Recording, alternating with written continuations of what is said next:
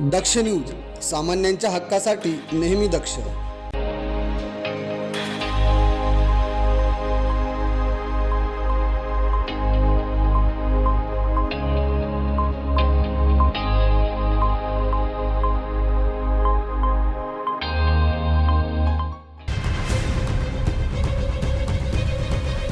नाशिक जिल्ह्यातील निफाड तालुक्यातील उगाव येथील बेपत्ता युवकाच्या खुनाचा अखेर उलगडा झालाय. पत्नीनेच प्रियकर आणि भावाच्या मदतीने पतीचा खून केल्याची धक्कादायक बाब समोर आली असून स्थानिक गुन्हे शाखेने या प्रकरणाचा छडा लावला आहे. 18 फेब्रुवारी 2026 रोजी उगाव येथील शादाब रज्जाक तांबोळी हा युवक बेपत्ता झाल्याची तक्रार निफाड पोलीस ठाण्यात दाखल करण्यात आली होती. त्यानुसार पोलिसांनी मिसिंगचा गुन्हा नोंदवत शोध सुरू केला होता. दरम्यान 22 फेब्रुवारी रोजी चांदवड तालुक्यातील परसूल गावाजवळील परसुली चिंचोली नदीच्या पुलाखाली पाण्यात एका इसमाचा मृतदेह आढळून आला. तपासादरम्यान हा मृतदेह बेपत्ता झालेल्या शादाब तांबोळी याचाच असल्याचं स्पष्ट झालं. मैताचे दोन्ही हात नायलॉनच्या दोरीने बांधलेले होते.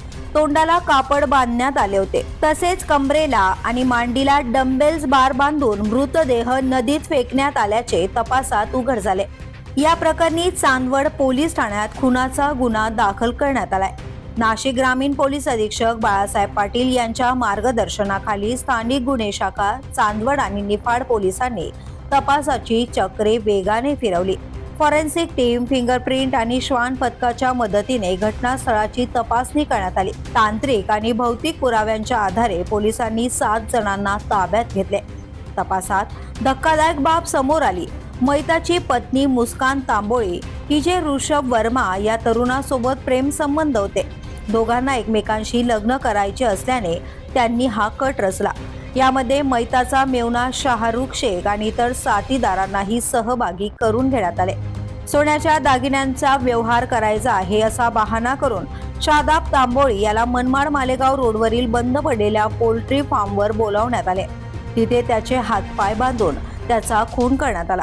त्यानंतर पुरावे नष्ट करण्यासाठी मृतदेहाला डंबेल्स बार बांधून चांदवड तालुक्यातील परसूल परिसरातील नदीत फेकून देण्यात आले.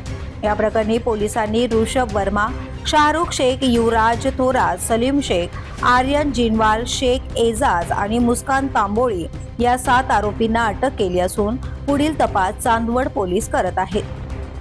योगेश कर्डिले, दक्ष न्यूज, निफाड.